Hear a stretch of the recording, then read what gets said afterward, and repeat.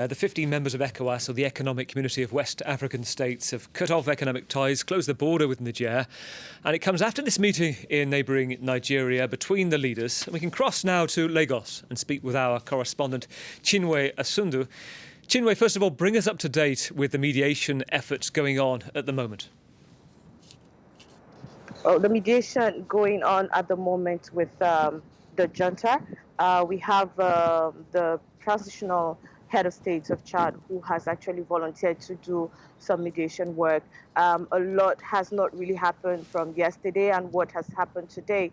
The ECOWAS are also still contemplating whether to send the Benin head of state, that is Patrice Talon, to deliver the statement that was published yesterday by ECOWAS. So in terms of mediation, a lot has not been done. But what we are certain of is that on Wednesday, we have a meeting by the head of defense of all the ECOWAS states, which is going to hold in Abuja.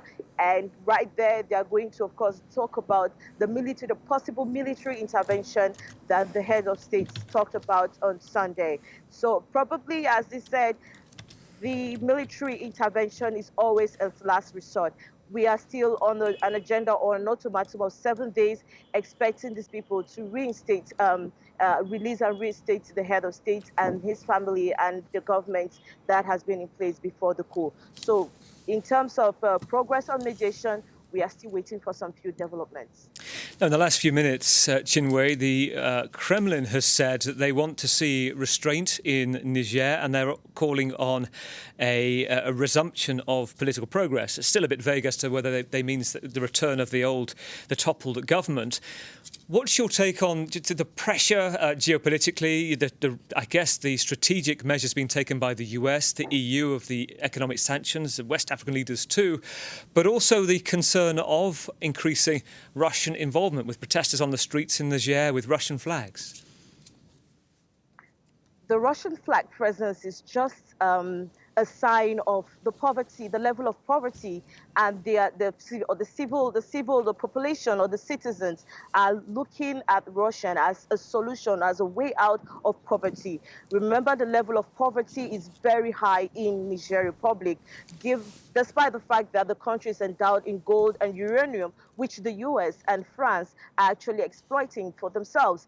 But let's also underline that the fact that these people are all living in abject poverty means that any breath of fresh air or any change will be welcome. Reason why the military coup was so much welcomed by them. But the after effect is never been positive for the civilians because they actually go into more poverty. The freezing of every utility service in the nation, meaning no power, no water, it's going to endanger the lives of children and the dangers of families and the lives of families.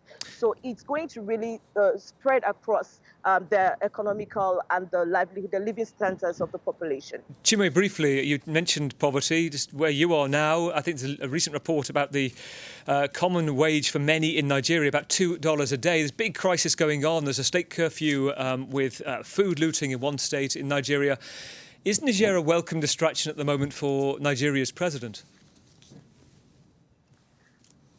Yes, Nigeria has a lot in its plate right now, and the head of state has a lot in his plate. Let's remember the 29th of May, Bola Tinubu may declare that he was going to hit the ground running. We are some few days away, that almost 60 days. Let's say that a lot has not been done. Yes, some policies has been put in place, but technically on the ground or practically, we have not seen a lot of changes. There's still a high level of insecurity in the north, and in the south, the southeast where we have the dominance of IPOP. And for many years now, there's been sit at home in the southeast of Nigeria every Monday. So people work for only 3 or 4 days a week. So there is a high level of poverty as well, and a high level of insecurity. Bola Ahmed Tinubu has a lot to do in Nigeria, but as a leader of ECOWAS, he also has to tackle this. So it's a two-thing way, despite the fact that, of course, his position as head of state in Nigeria is still questionable.